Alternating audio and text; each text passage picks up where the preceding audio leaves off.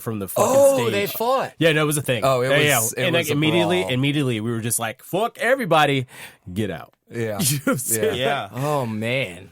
But it turned into a thing. But you know, going back on tabs and shit, like that's a real thing. Yeah. So like from a bartender's perspective, if I have an artist that comes up, and I know some people are kind of like, "Oh, I'm busy. Like I don't give a fuck. I'm just gonna do it anyway." Right. But from my perspective, Yeah. like if you tell me like this is a thing. That's our thing. That's our agreement. You know what I'm saying? Right. Like you said, look, $100, or hey, look, it's only me, or hey, look, this, that, and other, or hey, that That's guy what drinks it is. too much. You know what I'm saying? Like cut him off. Like then fucking that's what it is. But I've Yeah. also seen because I've had to have the awkward conversations before. You know what I'm saying? Sure. Where someone fucked up and you're like, look, man. Yeah. You know what I'm saying? It's like real. If it's real shit, you know what I'm saying? Like. I'm going to talk quiet so Yeah. that you have to listen. Look, and calm the let's fuck meet somewhere. Yeah, let's meet somewhere in the middle. You know. Yeah. But that's definitely my most memorable story from there. Doing that. Oh, God. Well, I'll say that I feel we're pretty honest people, all us bartenders here. You know what I Yeah. mean? Oh, yeah. But the thing that you're talking about, I'm sure that happened. Definitely. I'm sure there's some Not bar a lot, owners that are it- like, we gotta get these. You know, and it's most of the You know what I time. mean? It's a lot of Yeah, yeah. times. It's when we're like out of town, Right. You know, or like yeah, and- sure. and Gotta it's get really these screwed motherfuckers. up because it'll be like it'll be like a town like that we've like never played before, for example, and maybe we're playing for like 10 people, Right. 5 people, maybe just the bar staff, you know Yeah, what I yeah, mean? yeah, yeah. And then it's like, well, I'm going to get through this by like using up all the tab. Like, wait, hey, listen, can you let me know like when we get there? Like, yeah, buddy, I'll let you know. Yeah, right. And then at the end of the night, you're like, We'll chalk this up to a day okay. off You're and like, drinking. yeah. Hey man, thanks for coming. Yeah, you guys come are back and great. play anytime. Anytime. Okay. Yeah. Do we have like $20 for gas money, or we just fucked? No. we just fuck. You guys got merch, right? Yeah. Do you want to buy any? No. Yeah. Oh my god. Do the fights happen off? Like, I mean, I'm sure you guys have seen like a number of fights in your. in your That day. night was probably the worst I've seen. But, It wasn't. It definitely wasn't the worst, but it was. Roundhouse kick. So no, Roundhouse, I will yes. tell you, and God rest his soul. But I had a head of security. His name is Richard. He's no longer with us, but Richard was absolutely amazing at his job. You know what I mean? He was like fucking the security. He was beyond security. The dude was like just always there. He always had everybody's back. First man on the scene. Oh yeah, 100%. He would be the dude. It would be me and him that would see it happen before it happened. You know what I mean? Yeah. And then I would see it happen. Go, hey, you see this happen? Or like, hey, you know, beep beep, radio in. Like, hey, got some weird shit getting ready to go down. You know what I'm saying? And he's the first motherfucker just popping in, making everybody uncomfortable. You know what I mean? yeah. Like, I love Big guy? this. He was a big dude. Huge, tall dude. Like At very least 6'8". commanded respect. You know what I'm saying? I'm probably Good dude. I saw a picture. Good dude. And he's like, and he was quite hot headed too, which is like awesome because he's like I said, he makes everybody feel uncomfortable. Like when you have security guards that are like they can't hold their stature and they kind of show up and they're like, there are different ways to kind of, diffuse the situation, if you will. Yeah. You can do one of two things. You can walk up, assess the situation, guys, excuse me, this, that, and other. Or you can walk up and make everyone feel fucking uncomfortable, right? And then it's like, whoa, what the Just fuck? start grabbing people. Right? Like that. Like nobody else is gonna jump in because like, oh fuck, they're serious, So like that was like always my thing. I would always like, speaking of like fights and shit, I always just like get up in people's like shit.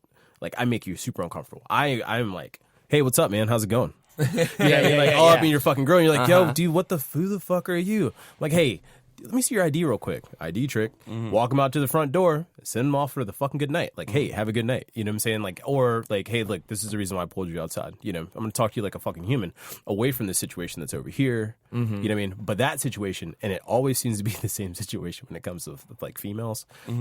You can't see it coming because they've been thinking about it for like a week now. Oh, it's been stewing. Dude, God, it's the fucking worst. A fight that they had with their ex-boyfriend a month ago is still in there. See that bitch? She's been looking at me all fucking night. Like, it's fine, babe. Like, you're right. And she's like thinking about it. Do.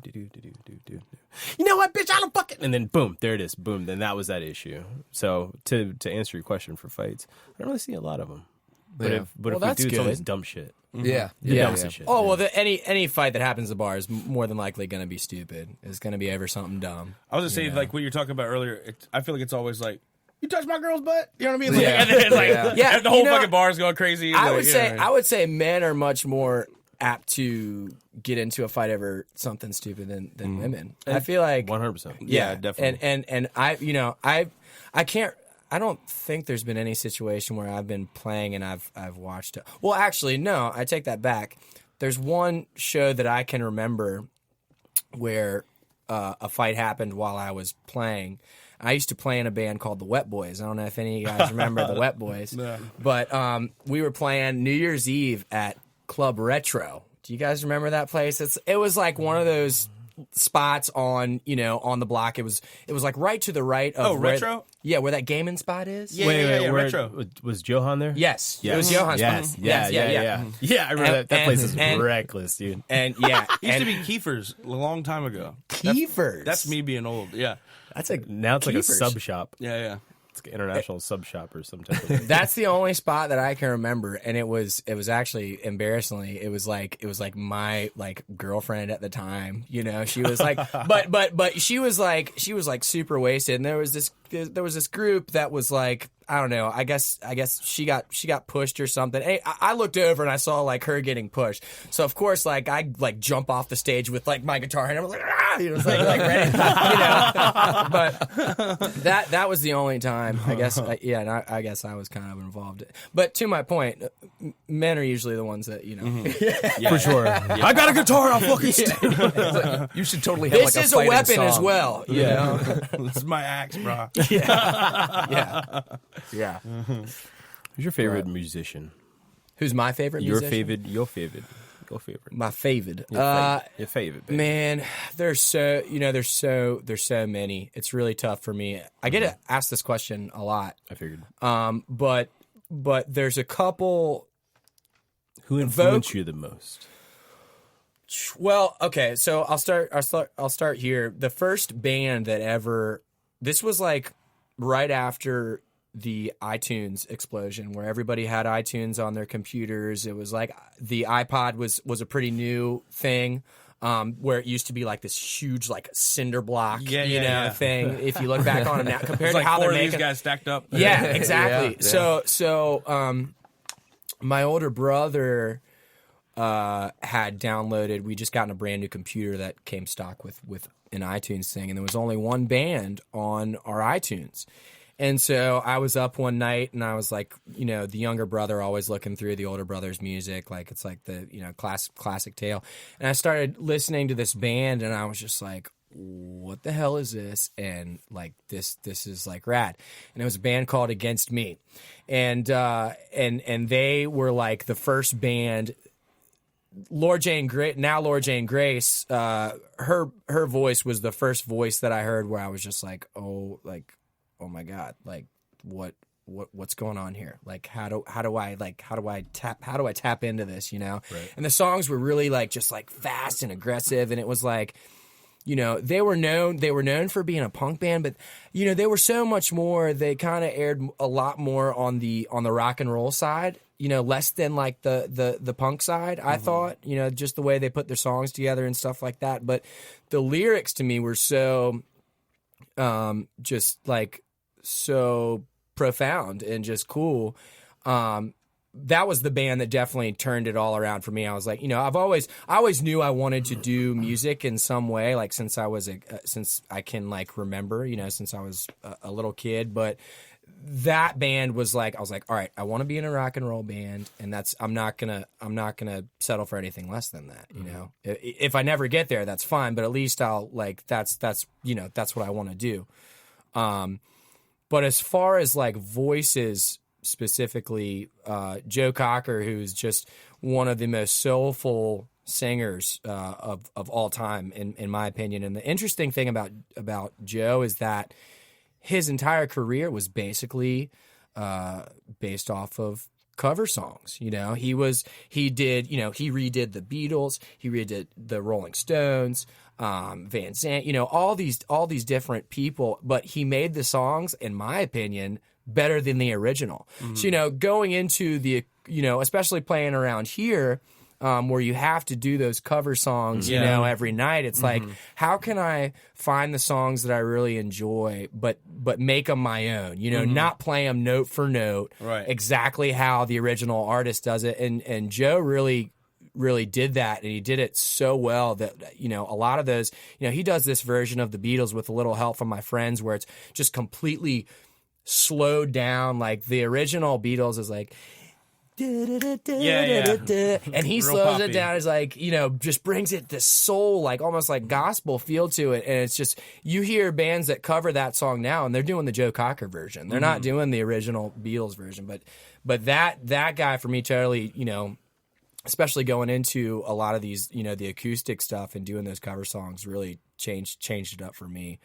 But yeah, Joe Cocker, I mean, you touched on it a little bit earlier. I really love soul and blues music, and you know, Sam Cooke and Otis Redding and Ray Charles. You know, a lot of the old blues guys, Howlin' Wolf, Son House. You know, all those guys had huge influences on me, and what I do now. But, you know, I'm just a huge fan of rock and roll. I just love, you know, during the 70s and stuff, there was so many, you know, working part-time at a record store has really given me so much insight to that time period. And there was this, you know, you look at the late 60s into the 70s, and you just had this huge explosion of talent and all these bands coming out, like bands that never made it to like the cream of the like never made it to like Led Zeppelin stardom, but there was like so much stuff, and that's like my bread and butter. That's where I really like love to like dig in. And there's a lot of newer bands that I really love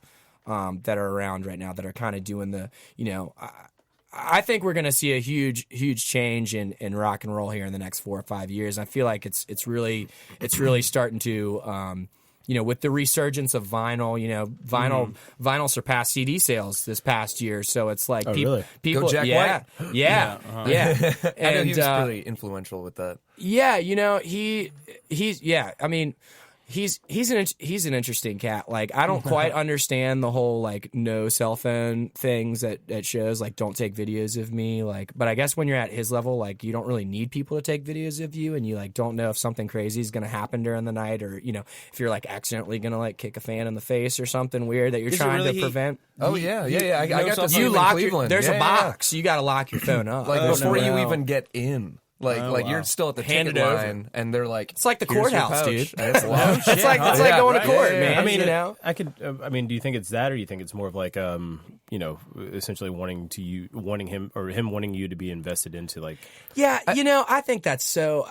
In my opinion, like, I don't give a shit if somebody wants to record, like, if they want to share the music with people on their Instagram. Like, I've never looked at it as, you know, I'm not. He's had a different journey, experience, whatever than I have, but you know, my thing, it's like, dude, you know, unless you're like some acoustic guy, you know, if you're somebody like Bon Iver and you're sitting there and everybody's got their phones out and they're talking and stuff, I can understand that getting a little aggravating, you know. But if you're a loud ass rock and roll band, like, who cares, man? Like, it's I think that's, I don't know. Yeah. If Jack White ever sees this, like, hey man, I would still love to like open up for you any day, but shots have been fired. But you know, that's just my humble little, you know, opinion on that. But. So I was at Bonnaroo when Jack White headlined, and he went like 2 hours past. No, he went an hour past his like time. Yeah. And it was a beautiful experience. I will say that I was definitely on mushrooms. I think. I'm pretty sure I was confirmed. 100%. 100%. Yeah, I was on mushrooms. But it was that year was like, fuck, who was it? It was Goes to Bonnaroo once. Dude, the universe is so crazy. I get it now. But my point of saying is like, all the people that I saw that year was like, it was Kanye West, Lionel Richie. Crazy. Fucking Rocket Man Crazy himself. lineup. Yeah. Rocket Man himself, Jack White, you know what I mean? And I think the most influential one of that was like Jack White. He's just through. There's no denying. Killed it. He fucking There's shreds. no denying. He's a master. He's a master of his craft. He zoned in on something super hard. With the white stripes. That was like. I mean, the first song that most people learn on guitar. When I was in 8th grade, it was Seven Nation Army. They're like, dude, yeah, can you play Seven Nation Army? And still to this day, it's like